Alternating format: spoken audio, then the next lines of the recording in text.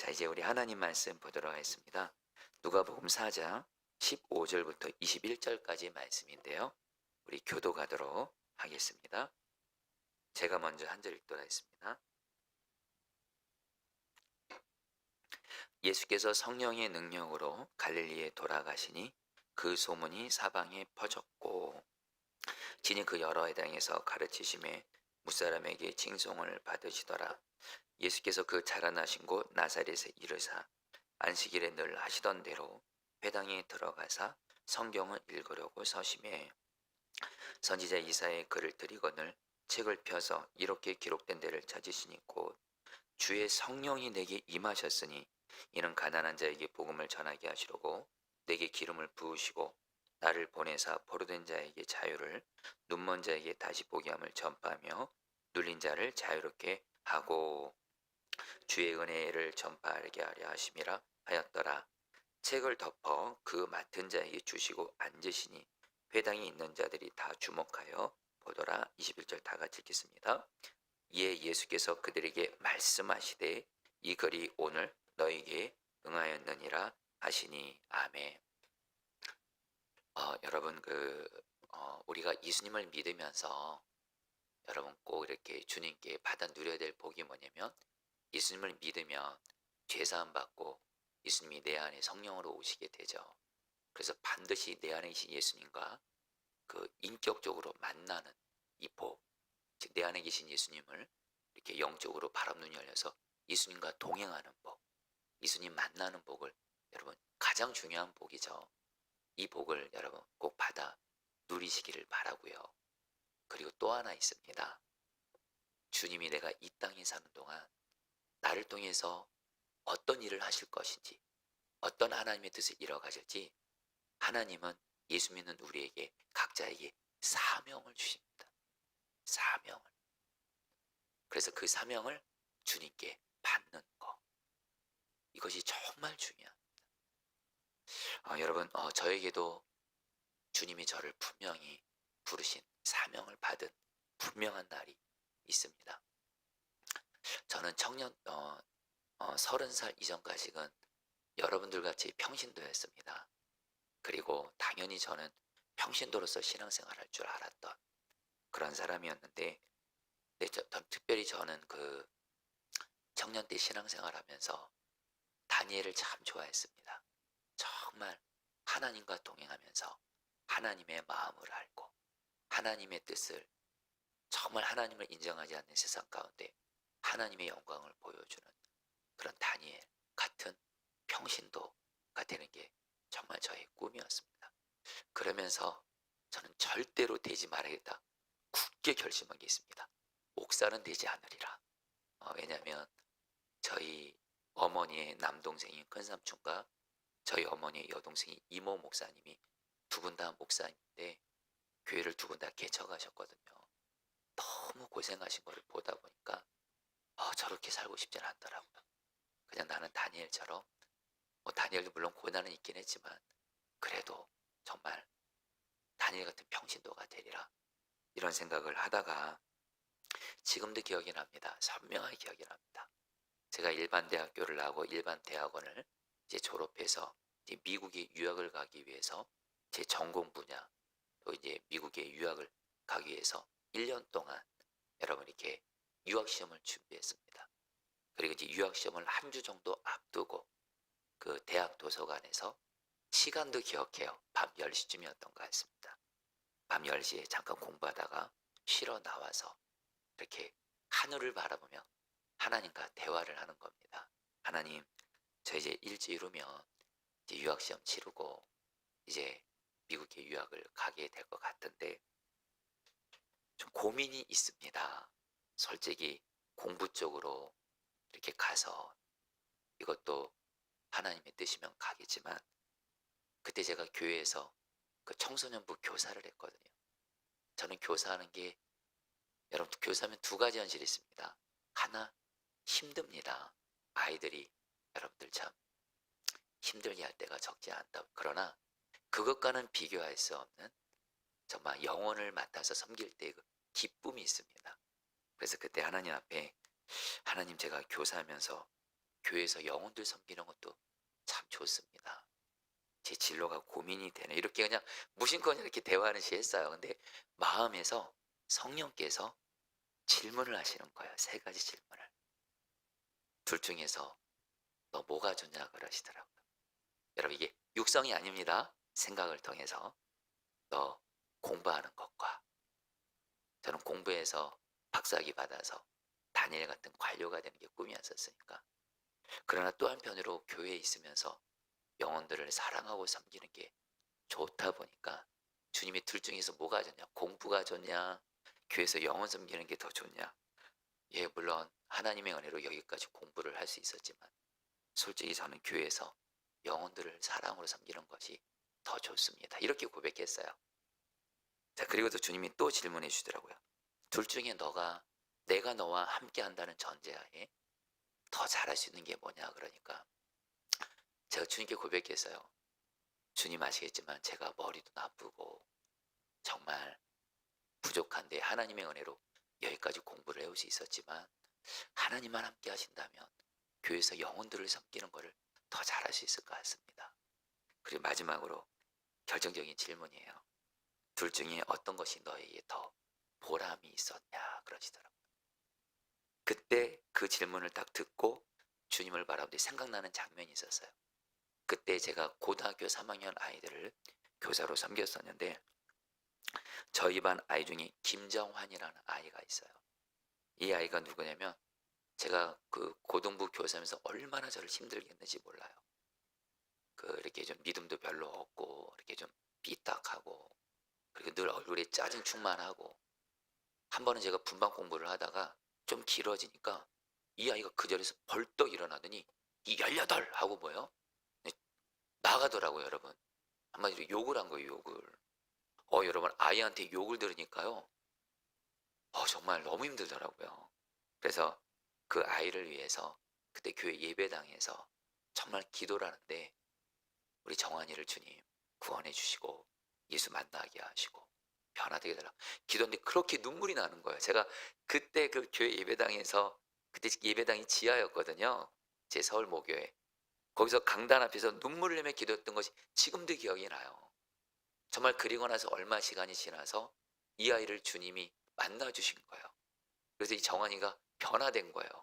주님도 이제 만나게 되고 그러면서 얘가 거의 저를 스토커 수준으로 사랑해 주는 거예요.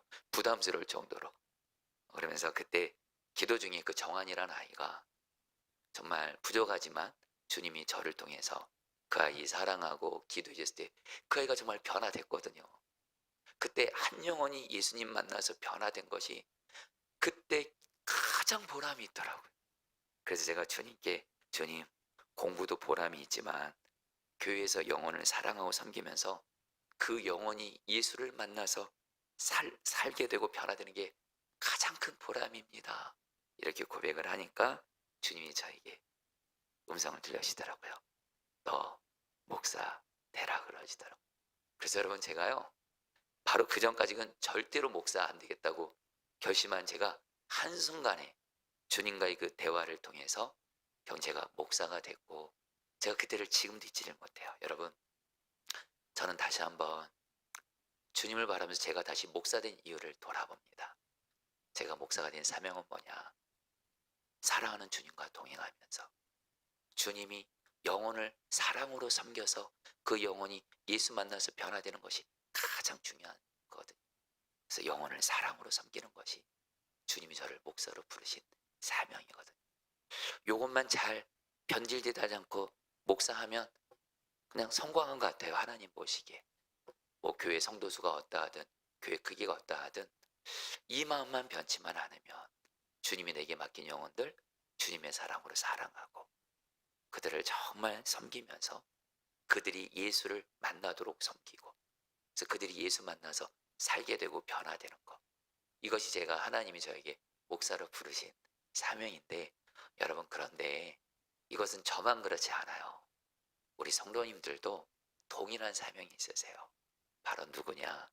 바로 무엇이냐? 여러분들도 결론은 무엇보다 예수님이 우리의 생명을 살리시는 분이세요. 그래서 그 예수님을 만나고 따르는 우리 또한 반드시 어떻게 해요? 예수님의 사명이 바로 생명을 살리시는 것. 똑같이 우리도 생명을 살리는 사명으로 하나님이 우리를 부르세요. 성도님들, 여러분들도 예수님 인격적으로 믿고 만나서 예수님으로 말미암아 예수 생명으로 여러분들도 살아나시고 귀하게 세우실 뿐만 아니라 다른 사람들도 생명을 살리는 주의 통로가 되시기를, 그런 사명을 꼭 주님께 받아서 그 사명 감당하다가 주님 앞에 서게 되시기를 주의 이름으로 축복합니다. 여러분, 오늘 말씀이 바로 그 말씀을 하는 거예요. 여러분, 오늘 말씀은 제가 좀 설교 준비를 하면서, 물론 다른 때도 말씀을 준비하면서 좀 그 말씀의 그 본래적인 정확한 의미를 알고 싶은 의미로 말씀을 전하지만, 오늘 말씀은 특별히 이 말씀을 좀 바르게 알고 싶었어요. 왜냐면 오늘 말씀은 너무도 많이 아는 말씀이에요. 그런데 이 말씀의 의미를 좀 정확하게 또 모르는 경우도 많더라고요. 저도 그랬습니다. 그래서 오늘 말씀을 여러분 좀 원어 성경 가지고 그냥 여러 책을 보면서 연구도 하고 또 여러 자료도 보면서 일단 이 말씀의 정확한 의미를 알고 싶었어요. 그래서 여러분 또 주님이 준비하게 하신 만큼 여러분에게 좀 나누려고 하는데요. 여러분, 오늘 말씀은 한마디로 예수님께서 하나님께 받은 당신의 사명에 대해서 말씀하시는 거예요. 그러면서 예수님도 하나님께 사명을 받았는데 예수님을 믿고 따르는 저와 여러분들도 그 사명을 가지고 그대로 예수님을 따르라는 거예요. 자, 먼저 여러분 오늘 말씀, 우리가 하는 대로 예수님이 이제 오늘 말씀에 드디어 공적인 생애 30살이 되시고 나서 여러분 예수님이 공적인 생애를 본격적으로 시작하시죠. 그럴 때 오늘 말씀은 이렇게 시작합니다. 14절 말씀 같이 읽겠습니다. 예수께서 시작. 예수께서 성령의 능력으로 갈릴리에 돌아가시니 그 소문이 사방에 퍼졌고.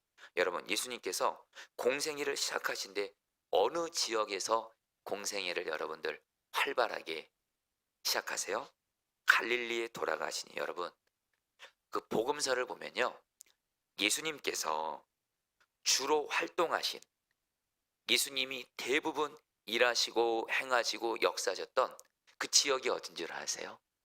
거의 대부분 갈릴리라는 지역에서 보냅니다. 여러분, 왜 그러셨을까요?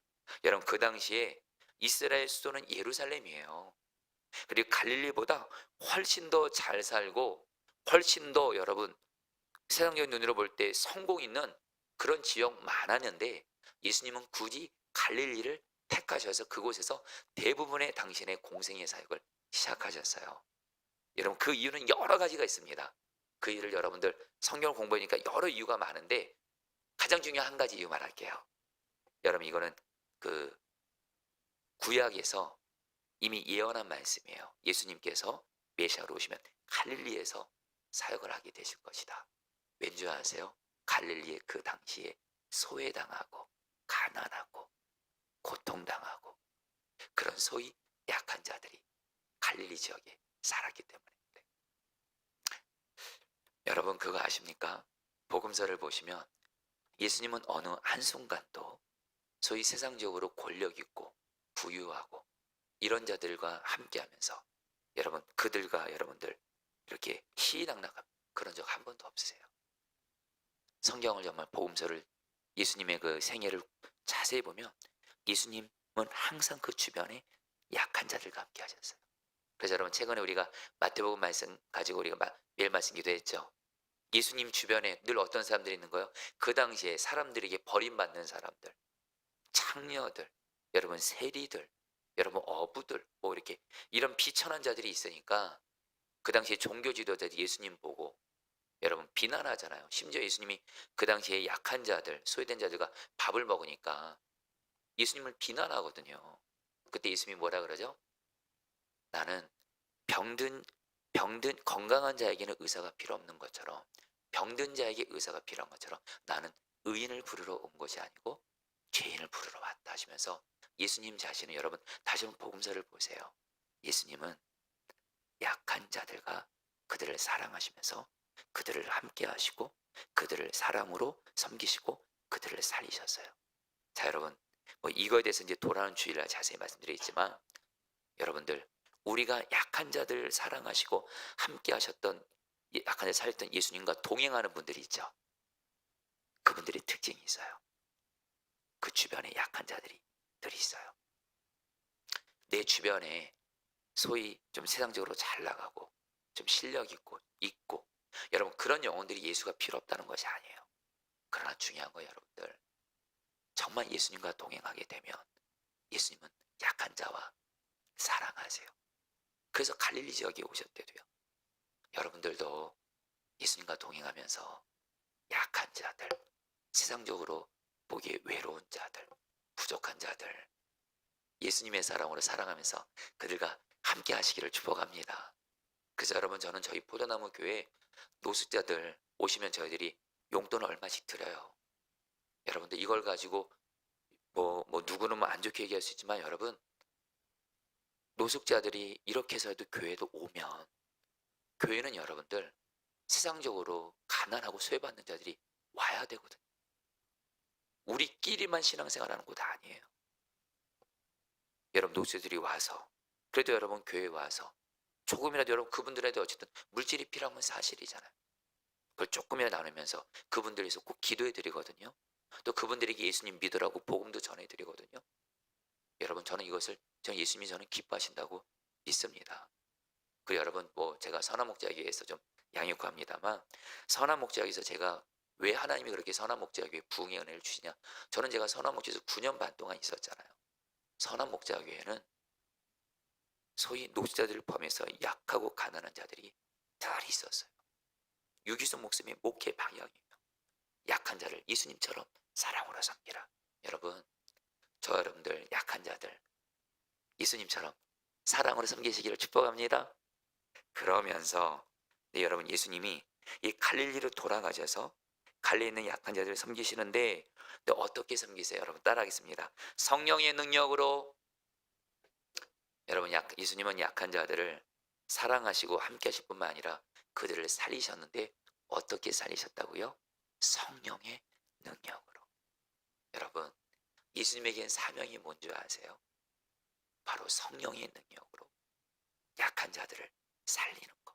이것이 바로 예수님의 사명이고, 드디어 그래서 오늘 말씀 이제 뒷부분을 보게 되면, 이제 예수님이 여러분들 갈릴리에 가셔서 특별히 자기가 자랐던 고향과도 같은 나사렛에 가셔서 회당 예배에 함께 하시면서 거기서 어떻게 해요? 이사야 말씀을 읽으세요. 여러분, 17절 말씀 같이 읽겠습니다. 선지자 이사야의 글을 같이 읽겠습니다. 시작. 선지자 이사야의 글을 들이거늘 책을 펴서 이렇게 기록된 데를 찾으시니 곧.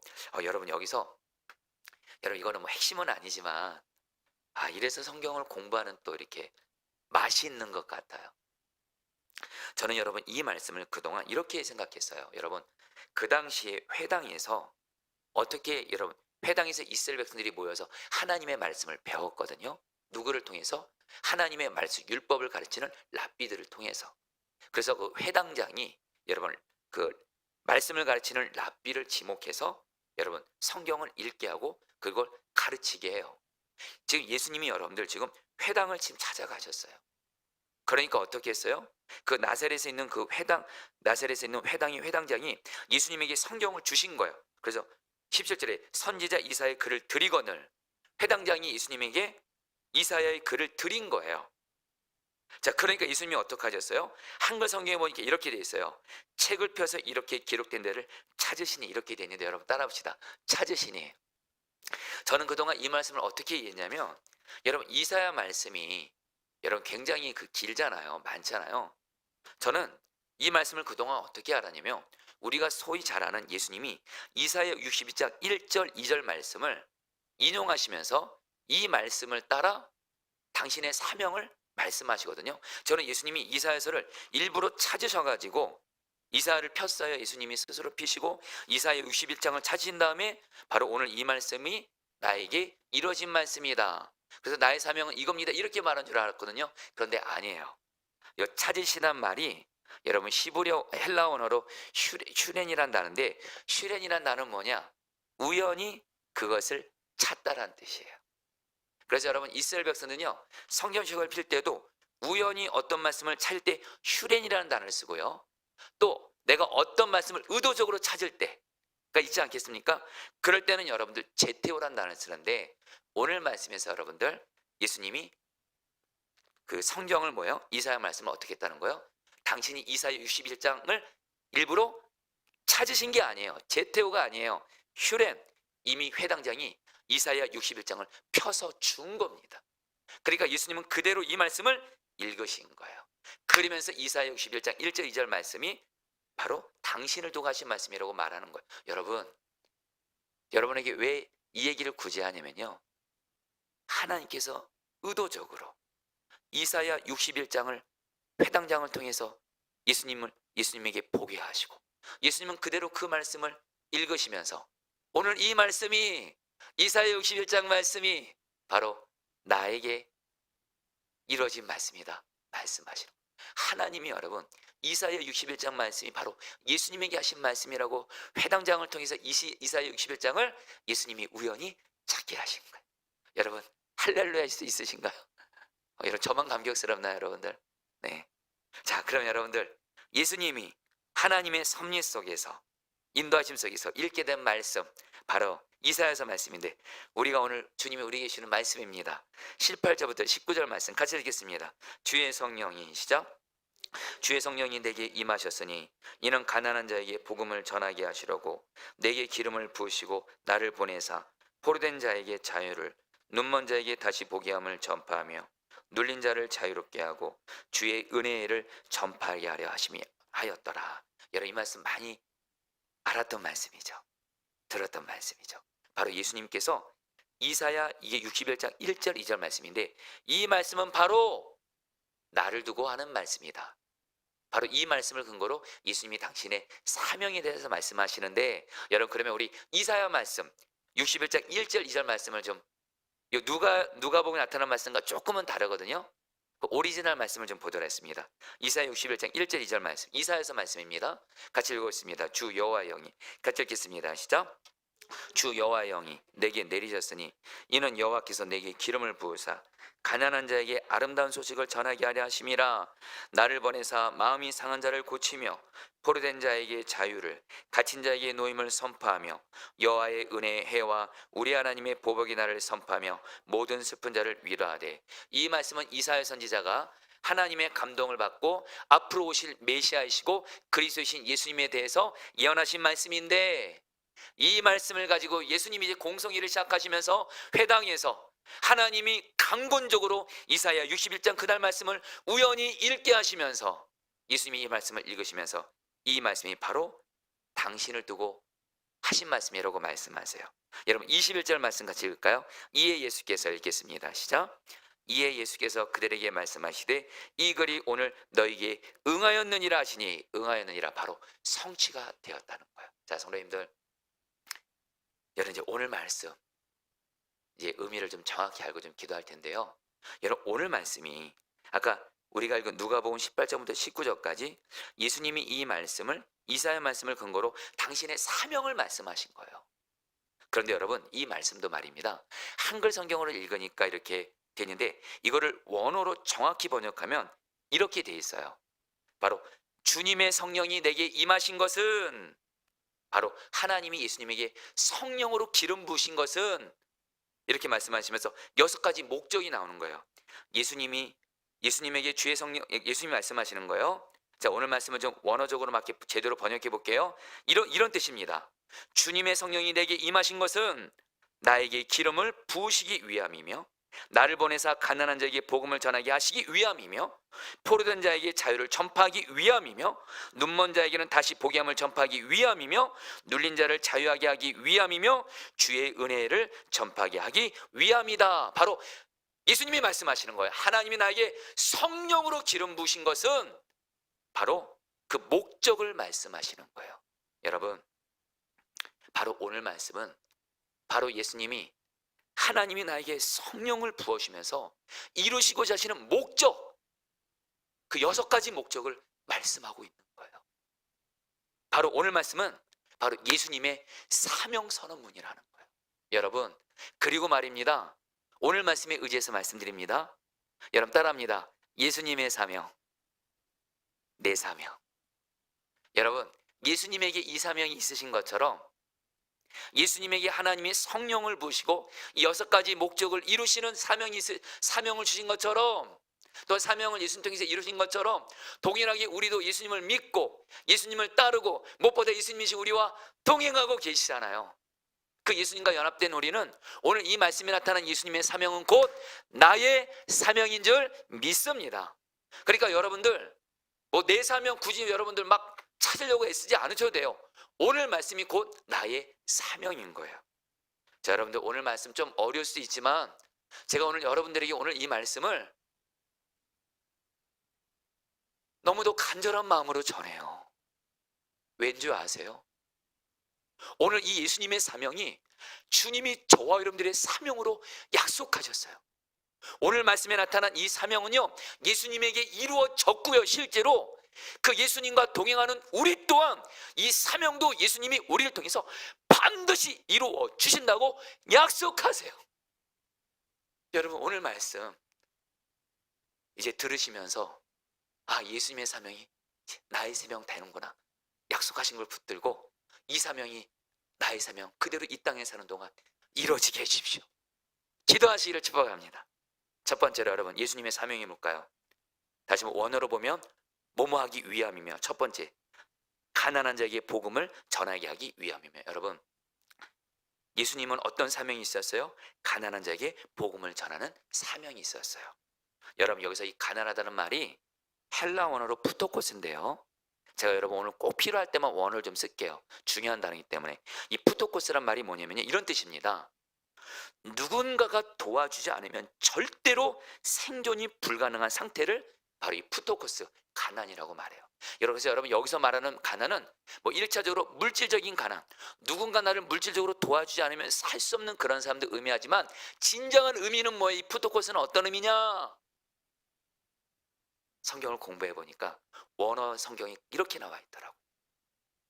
누군가가 이 사람을 구원해 주지 않으면 절대로 이 사람은 살 수 없고 구원받을 수 없어요. 그런 자에게 예수님이 복음을 전하신 거예요. 여러분 무슨 의미일까요?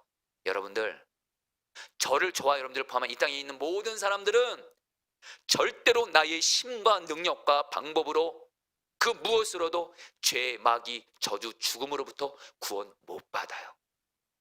그래서 바로 우리가 가난한 자인 거예요.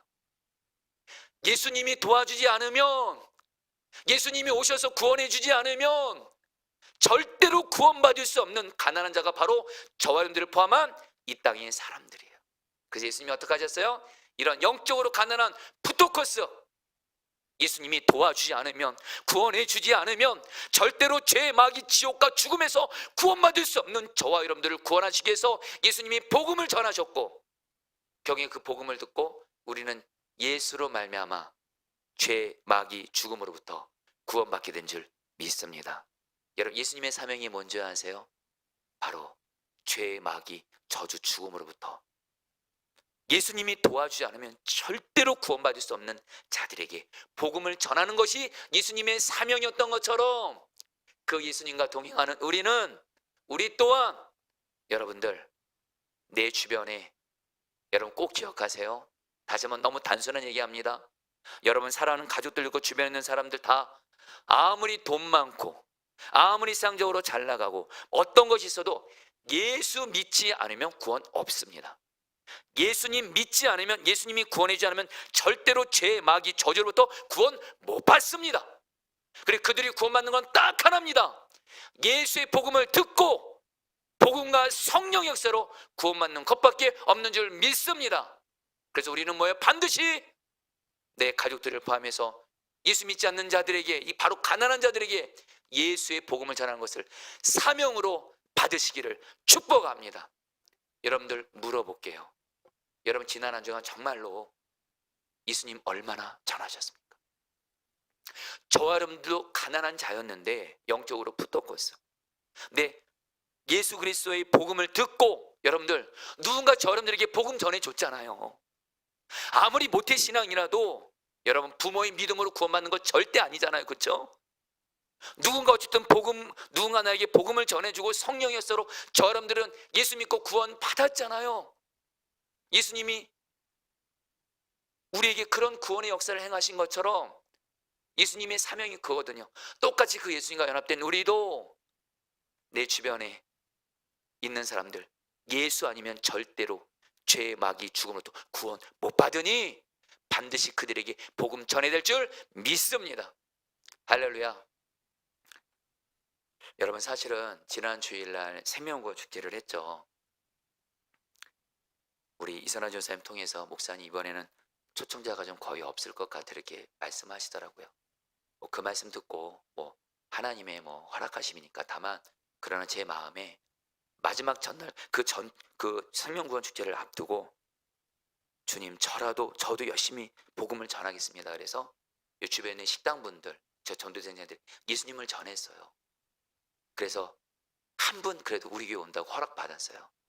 우리 교회 바로 옆에 청와대 갈비 사장님 오시기로 했어요. 할렐루야. 지난주는 못 오고 이번 주 오신다 그랬는데 내일 밥 먹으러 가면서 쐐기를 박으러 갑니다. 그런데 토요일 날 지난 한 주간 주님께 기도했어요. 주님, 저희 교회가 생명구원 축제를 하는데 초청자가 한 명도 없으면 안 되잖아요. 주님 기쁘시게대로 축제하는 건데 하나님, 한 영혼이라도 보내주세요. 한 영혼이라도 보내주세요. 왜요? 저도 그렇고 우리 포도나무 교회는 가난한 자들에게 복음을 전하는 것이 사명이기 때문에 주님 보내주세요. 기도했어요. 그리고 여러분들, 지난주에 1부 예배, 2부 예배 때 주님이 한 영혼씩 보내신 줄 믿습니다. 여러분, 가난한 자에게 복음을 전하는 거, 이 사명만 순종하세요. 예수님이 하실 거예요. 여러분, 둘째로 예수님의 사명은 뭐냐면요, 여러분 따라했습니다. 여러분 따라합니다. 마음이 상한 자를 예수님은 고쳐주십니다. 여러분, 오늘 누가복음 말씀에는 나오지는 않지만 이사야 말씀에는 예수님이 가난한 자에게 복음을 전하시고 그 다음에 무슨 단어가 나요? 마음이 상한 자를 고치시고. 할렐루야. 성도님들, 저와 여러분들 이 세상 살아가면서 얼마나 마음이 상할 때가 많습니까? 그렇잖아요. 어떤 사람의 말과 행동으로 인해서 상처받을 때 있잖아요. 그래서 마음이 상한 게 있잖아요. 여러분, 지난 주간에도 제가 어떤 한 성도님을 상담했는데 이 성도님이 저를 찾아오셨어요. 어떤 사람의 말로 인해서 이 성도님이 좀 물질적으로 좀 없으니까 그냥 어떤 사람들이 성도님에게 정말 너무 심한 말을 한 거예요. 이 성도님이 그 말을 듣고 그냥 너무너무 마음 아파하시고 상해하시더라고요. 그래서 제가 그 성도님에게 그런 말씀 드렸어요. 성도님, 맞아요. 이 성도님은 마음이 너무 상하고 아프대요. 그래서 제가 그 성도님에게 말씀드렸어요. 맞아요, 성도님. 만약에 어떤 사람이 나를 이렇게 때리면, 내 몸을 때리면 몸은 상처가 나죠. 병도 나죠. 다치죠. 그런데 어떤 사람이 또 말로 나에게 심한 말하면 내 마음이 상처를 입고 병들게 돼요. 말이 그렇게 무서운 거예요. 그런데 우리가 사는 이 세상, 가정이나 세상이나 심지어는 교회 안에서조차도 말로 상처 받을 수밖에 없어요. 여러분 오해 없이 들으세요. 이 땅에 사는 동안 상처 안 받는 길은 없어요. 불완전한 사람들과 사는 이 세상에서 상처 받을 수밖에 없어요. 여러분들, 그럼 여러분 어떻게 해야 돼요? 이거 방법은 딱 하나예요. 누군가 내 상한 마음을 고쳐주셔야 돼요. 할렐루야. 근데 복음을 알려드릴게요. 예수님이 우리의 상한 마음을 고쳐주세요. 그래서 그 성도님에게, 성도님, 저도 사람에게 말로 상처받을 때 있어요. 아니, 성도님 만나기 전에 저도 어떤 사람을 해서 말로 아팠어요. 그러나 저는 예수님, 내 마음, 상한 마음을 고쳐주세요. 내 마음을 만져주시고 다스려주세요 하면 예수님이 제 상한 마음을 치료해주세요. 그래서 나에게 상처 준 사람조차도 사랑하게 하세요. 여러분, 내가 상처가 치유됐는지 안 됐는지를 어떻게 하냐면요, 나에게 상처를 준 사람을 사랑하게 되면 상처가 치유된 거예요. 그러나 그 사람을 사랑하지 못하고 있으면 여전히 나는 그 상처를 준 사람의 그 트라우마 속에, 쓴불 속에 갇혀 있는 거예요. 중요한 건 여러분, 걱정하지 마세요. 사람으로 인해 상처받을 수밖에 없는 이 세상 사는 우리에게 예수님이 말씀하셨어요. 내가 온 것은 마음이 상한 자를 고치러 오셨다. 할렐루야. 여러분들, 또한 여러분 예수님의 세 번째 사명이에요. 여러분 따라합니다. 예수님은 포로된 자를 자유하게 하십니다. 여러분, 여기서 이 포로된 자가 헬라어로 제가 읽지 않을게요. 너무 길어가지고. 그러나 이게 무슨 뜻이냐? 부채를 갚지 못해서 노예로 붙잡혀 있는 사람이에요. 빚이 있어가지고 노예로 붙잡혀 있어요. 이 사람이 나올 수 있는 방법은 딱 하나예요.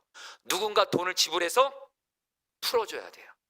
여러분, 여기서 이 포로된 자는 바로 누굴까요? 바로 마귀의 종이 돼서, 여러분들, 마귀의 종이 돼서 죄의 노예 가운데 있는 그런 자들이 바로 포로된 자예요. 근데 여러분, 기쁜 소식 알려드립니다. 예수님께서 2000년 전에 우리 모두의 죄를 십자가에서 대신 지심으로 말미암아 우리를 십자가 은혜로 죄 마귀에서 풀어 주셨습니다. 구원해 주셨습니다. 이제 저 여러분들은 마귀의 노예가 아니고 죄의 노예가 아니고 하나님의 아들 딸이 되었습니다. 할렐루야. 여러분, 이게 얼마나 큰 은혜예요. 예수님 오지 않았으면 저와 여러분들 지금 말입니다, 마귀의 노예 노릇하면서, 죄의 노예 노릇하면서 격에 마귀에게 붙잡혀서 이 땅에서 지옥같이 살다가 지옥 가는 게 여러분들 우리의 인생이었어요. 운명이었어요. 그러나 하나님이 예수님을 보내셨고 예수님께서 말씀하시는 거예요. 내가 온 것은 죄의 마귀의 종이 돼서 마귀의 포로된 자들을 죄의 마귀로부터 구원해 주러 왔다. 할렐루야. 그리고 중요한 건 여러분, 이것은요 여전히 현재형이에요. 오늘 말씀에 여러분, 이 말씀, 예수님이 이 말씀이 이루어졌다, 응하였다, 이 말이 과거에도 이루어졌고 지금도 이루어진다는 거예요. 여러분, 지금 여러분 우리의 삶에 여전히 죄 마귀가 역사하죠. 걱정하지 마세요. 예수님은 주님, 우리가 주님 앞에 가는 그날까지 우리를 죄 마귀, 저주로 죄와 마귀의 종으로부터 계속해서 구원의 은혜를 베풀어 주신 줄 믿습니다. 좀 와닿게 말씀드릴게요. 예수 믿고도 여전히 죄에 계속 넘어지는 분들, 예수만 붙잡으세요. 예수만 바라보세요. 예수의 다스림을 구하세요. 예수님이 죄를 반드시 구원해 주십니다. 이기게 하십니다. 또 하나, 지금 내 삶에 마귀가 역사하여 내가 여전히 예수님을 믿고도 솔직히 우리 마귀의 종로로 탈 때 있잖아요. 그러나 여러분, 걱정하지 마세요. 나를 마귀로부터 풀어주신 예수를 바라보면서, 예수님, 나를 마귀로부터 구원해 주소서, 내 가정을 마귀로부터 구원해 주소서. 그러면 예수님이 반드시 현정으로 우리를 마귀로부터 구원해 주신 줄 믿습니다. 특별히 요즘에 심각한 게 바로 여러분 중독이에요. 이 중독이 바로 여러분 마귀의 종노릇하는 거예요. 포로된 자들이에요. 요즘 여러분 중독이 얼마나 많습니까? 음란 중독, 술 중독, 게임 중독, 도박 중독. 여러분, 그리고 어떤 것에 빠졌으면 그것이 중독입니다, 여러분들. 그러나 여러분, 기쁜 소식 알려드릴게요. 예수를 붙잡기만 할 수만 있다면 예수님은 어떤 마귀로 인한 중독에서도 반드시 구원해 주신 줄 믿습니다. 저는 사실 우리 성도님들 중에 제 성도님들의 가족들이 지금 알코올 중독으로 고통당하는 분들이 계세요. 정말 그분들의 얘기를 들으면 너무 마음이 아파요. 저는 가족 중에 누가 알코올 중독이어서 그 가족의 주사로 인해서 가족들이 고통받는 걸 제가 어렸을 때부터 뼛속 깊이 경험했거든요. 여러분이 나눴지만 저희 아버지가 그러셨거든요. 저희 아버지는 정말 술 중독이었거든요. 그래서 여러분, 술 중독 있는 가족으로부터 고생하는 우리 성도들 보면 남의 이야기가 아닌 거예요. 그래서 새벽마다 여러분들, 제가 병자들 위해서 기도할 때 꼭 마귀로부터 중독된 가족들도 구원해달라고 기도를 계속하는 거예요. 왜요? 지금 우리 교회 성도님들 중에 정말 가족 중에 누가 술 중독에 빠져서 그것 때문에 고통당하고 눈물 흘리고 너무너무 힘들어 죽음 같은 고난을 당하는 분들이 있거든요. 여러분, 그런데 오늘 예수님이 말씀하세요. 이런 죄의 마귀, 어떤 중독으로부터 포로된 자들도 예수가 구원해 주신대요. 그래 여러분, 저는 감사하게 저희 아버지 예수 믿는다고 했을 때, 저희 아버지가 예수 믿으면서 어머니가 하도 술을 싫어하시니까 저한테 말씀하시더라고요. 정원아, 아빠는 담배는 끊어도 절대 술은 못 끊는다. 술 없이 무슨 재미로 사냐 이러시더라고요. 그러나 여러분, 어머니도 그렇고 저도 그렇고 아버지의 술 중독을 위해서 기도할 수밖에 없어요. 왜냐면요, 아버지가 술 중독이 되면 그 주사가 나오고 어머니를 너무 힘들게 하거든. 기도할 수밖에 없었어요. 진짜 오늘 말씀대로 우리 아버지를 하나님 술 마귀로부터 풀어주십시오. 자유케 해주십시오. 그래 여러분, 주님의 때가 돼서 한순간에 됐다는 건 아니에요. 그러나 이건 분명한 주의 뜻이니까, 예수님은 반드시 일을 행하시니까, 그리고 어느덧 주의 때가 돼서 저희 아버지가 술을 완전하게 끊게 하신 줄 믿습니다. 여러분, 예수는 우리를 이렇게 포로된 것으로부터 자유케 하세요. 여러분, 네 번째로 여러분 따라합니다. 예수님은 눈먼 자를 보게 하신다. 이것은 1차적으로 육적인 눈을 보게 하시는 거예요. 그래서 예수님이 맹인들 눈도 뜨게 하신 건데, 그러나 이 의미도 가장 중요한 의미는 영적인 눈이 열리는 거예요. 실제로 복음서를 보면 예수님을 믿지 않는 종교 지도자들 향해서 너희들이 맹인이다 그래요. 여러분, 예수님이 왜 오셨을까요? 예수님을 믿으면 죄의 문제가 해결받아서, 하나님과 나서의 죄의 문제가 해결받아서 하나님을 보게 되고 하나님과 교제하게 되는 영적인 눈이 열리게 된 거예요. 성도님들, 저는 특별히 이 영적인 눈이 열리는 게 여러분들에게 지금 이 시간 절실히 필요한 거 아십니까? 오늘 예수님께서 여러분들에게 영적인 눈을 열어주시잖아요. 어떤 일이 생길까요?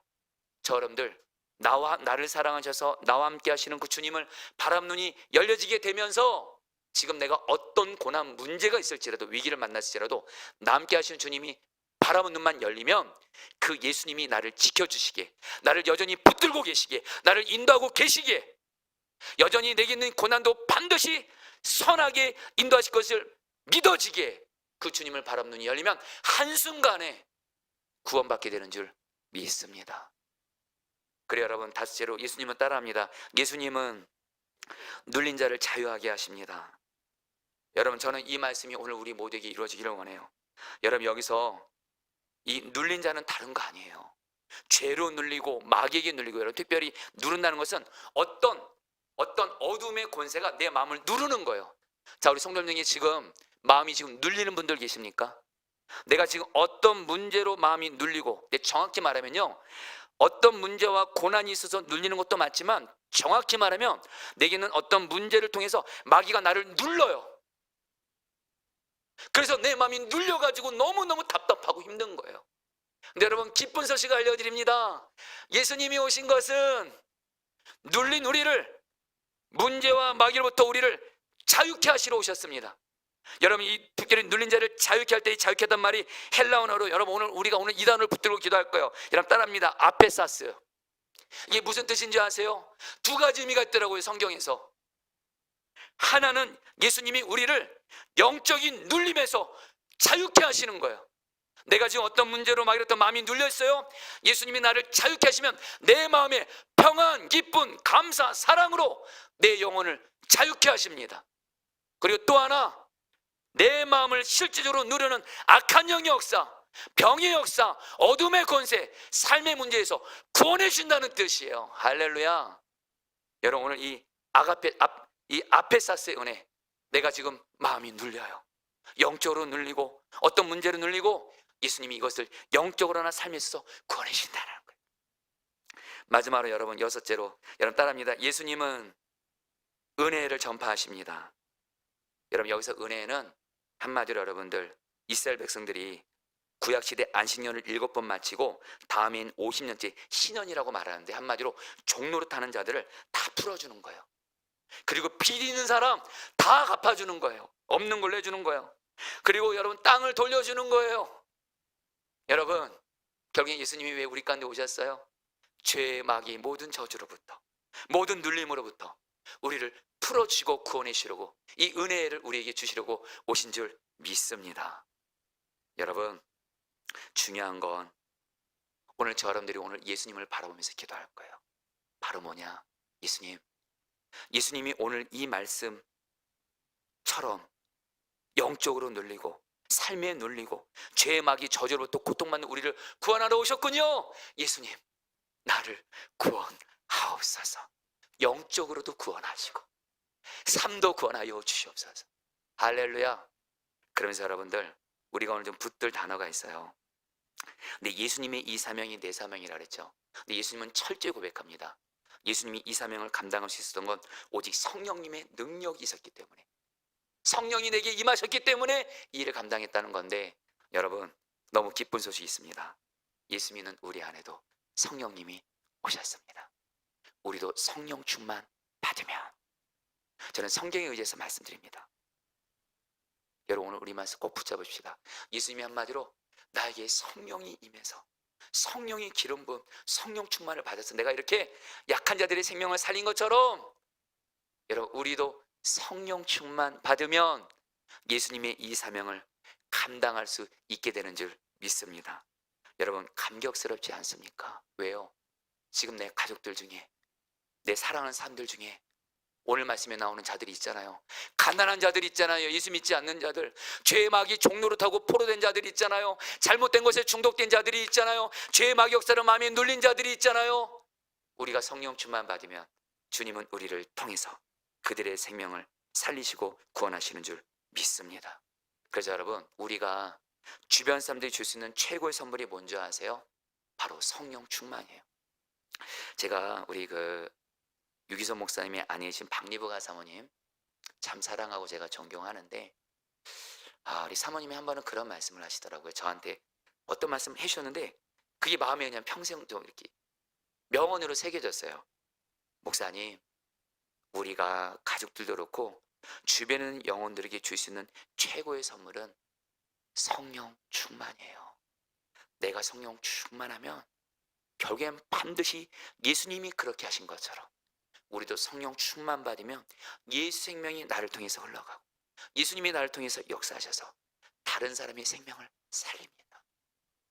성령 충만이 내 주변에 있는 사람들이 줄 수 있는 최고의 선물입니다. 할렐루야.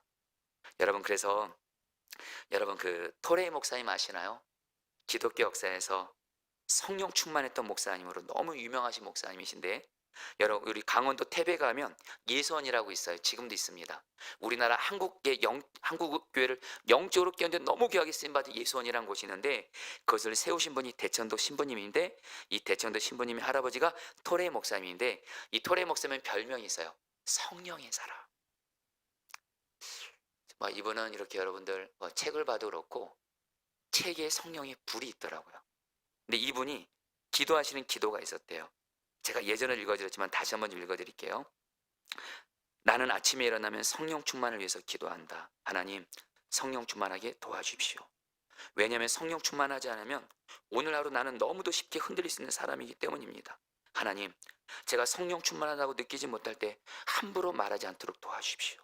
성령 충만하지 않을 때 말하면 실언이 되기 쉽고 사람들에게 상처를 주기 때문입니다. 하나님, 제가 성령 충만하지 않을 때 제 인생의 중요한 결정을 내리지 않게 해주십시오. 성령 충만하지 않으면 저의 결정은 잘못된 가능성이 항상 있기 때문입니다. 여러분, 바로 이 토레이 목사님처럼 여러분 어떤 사람이 성령 충만 받을까요? 이제 말씀을 마무리하려고 합니다. 예수님은 말씀하세요. 어떤 사람이 성령 충만 받냐? 성령 충만 받지 않으면 나는 살 수도 없고 내 주변 사람들 살리는 주의 통로도 못 되고 나는 어떤 것도 감당할 수 없다. 성령 충만은 오직 나의 생명줄이다.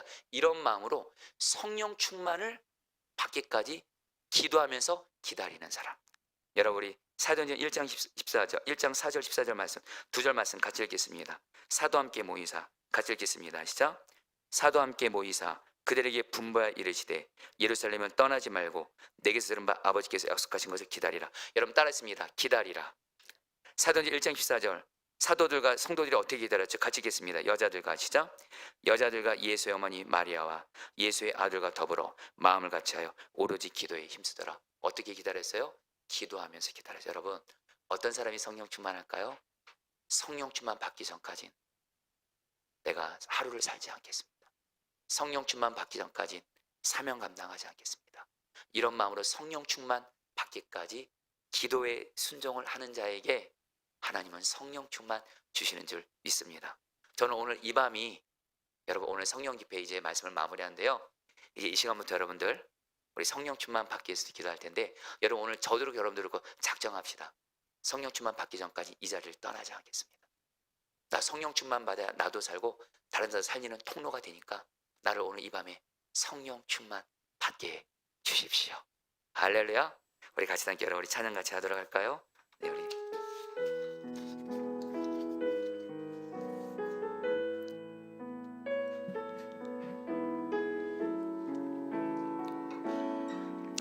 자, 우리 성령이 충만함을 삼으면서 마음이 상한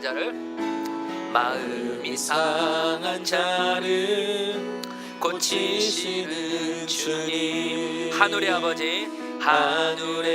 아버지 날 주관하소서. 주의 길로 인도하사 자유케 하소서. 새 일을 행하사 분케 하소서. 의에 줄이고 목이 마르니 의에 줄이고 목이 마르니 성령의 기름 부소서. 의에 줄이고 목이 마르니 의에 줄이고 목이 마르니 내 잔을 채워소서. 내 잔을 채워 주소서. 성령으로 채우사 주보게 하소서. 주의 임재 속에 은혜 알게 하소서. 주 뜻대로 살아가리 세상 끝날까지. 나를 빚으시고 새날 열어주소서. 의에 줄이고 목이 마르니 의에 줄이고 목이 마르니 기름을 부으소서. 성령의 기름 부소서. 의에 줄이고 목이 마르니 의에 줄이고 목이 마르니 내 잔을 채워소서. 내 잔을 채워. 우리 한 번 더 찬양합니다. 주소서. 마음이 상한 자를 고치시는 주님, 마음이 상한 자를 고치시는 주님,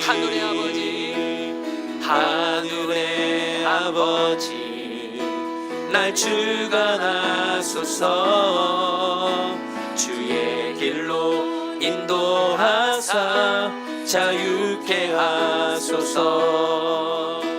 새 일을 행하사 분케 하소서. 의에 줄이고 목이 마르니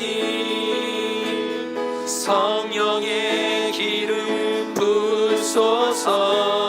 의에 줄이고 목이 마르니 의에 줄이고 목이 마르니 내 잔을 채워. 고백합니다. 의에 줄이고 목이 마르니 의에 줄이고 목이 마르니 성령의 길을 부소서. 의에 줄이고 목이 마르니 의에 줄이고 목이 마르니 내 잔을 채워소서. 내 잔을 채워 주소서. 아멘. 여러분들 우리 18절 19절 말씀 예수님이 저 여러분들에게 말씀하십니다. 오늘 예수님의 이 말씀이 저 여러분들에게 약속으로 주시고 반드시 예수님이 이루실 것입니다. 읽어드립니다. 주의 성령이 내게 임하셨으니 이는 가난한 자에게 복음을 전하게 하시려고 내게 기름을 부으시고 나를 보내사 포로된 자에게 자유를, 눈먼 자에게 다시 보게 함을 전파하며 눌린 자를 자유롭게 하고 주의 은혜를 전파하게 하려 하심이라 하였더라. 아멘.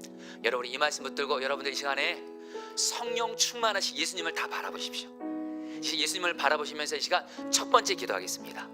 예수님이 저 여러분들을 구원하여 오셨는데 특별히 세 가지 부분에 있어서 예수님 나를 구원하여 주옵소서. 첫 번째, 내가 여전히 예수님을 믿고도 죄 넘어지고 있고 끊지 못하고 있는 분들이 있다면 여러분 낙심하지 마시고 예수만 바라보고 예수에게 구하세요. 예수님, 내가 끊지 못하는 이 죄, 나를 계속 힘들게 무너지게 하는 이 죄로부터 주 예수여 이 죄의 포로에서 나를 구원하여 주시옵소서. 두 번째입니다. 여러분 지금 내 삶에 내 마음에 마귀가 역사해서 마음이 눌리고 걱정, 염려, 근심, 절망, 낙심 이런 마음이 있다면 예수를 바라보면서 예수여 눌린 내 마음을 나를 구원하여 주시옵소서. 마지막 한 가지 더요. 예수님은 영적인 눈이 열려지게 하십니다. 남께 계시는 예수님을 바라보는 눈이 열려지게 하여 주사 내 영혼을 내 마음을 살리시옵소서. 우리 주여 한번 부르고 기도하겠습니다. 기도합니다. 주여. 주님 기도합니다. 예수님 우리를 죄로부터 구원하소서. 우리를 마귀로부터 구원해 주소서. 우리를 영적으로 구원해 주소서. 예수님 예수님 예수님 예수님 예수님 구원하소서. 예수님 구원하소서. 예수님 우리를 구원하소서. 예수님 우리를 구원하소서. 예수님 우리를 구원하소서. 예수님 우리를 영적으로 구원하소서. 예수님은 포로된 자에게 자유를 주시고 눌린 자를 자유롭게 하시려고 오셨습니다. 오 예수님 나를 구원하소서. 나를 죄로부터 구원하소서. 죄를 이기게 하소서. 나로 마귀로부터 구원해 주소서. 나의 눈을 열어 주를 바라보게 하소서. 영적인 눈을 열어 주소서. 예수님 예수님 예수님 우리를 영적으로 구원하소서. 먼저 우리의 마음을 살리소서. 먼저 우리의 마음을 살리소서. 먼저 우리의 마음을 살리소서. 먼저 우리의 마음을 살리소서. 예수님 예수님 예수님 예수님 예수님 예수님 우리를 구원하소서. 우리의 영혼을 구원하소서. 우리를 구원하소서. 포로된 자에서 자유케 하여 주시옵소서. 주여 다스려 주시옵소서. 여러분 특별히 눌린 자를 자유롭게 하고 이단 하나 붙잡고 기도하겠습니다. 여러분 아까 제가 설교에 말씀드린 이 눌렸다는 말은 영적으로부터 마귀로부터도 주님이 우리를 자유하게 하신다는 의미도 있고요. 또 하나가 있습니다. 우리의 삶에 병, 어떤 문제 이거로부터도 예수님이 구원하게 하시고 자유케 하신다.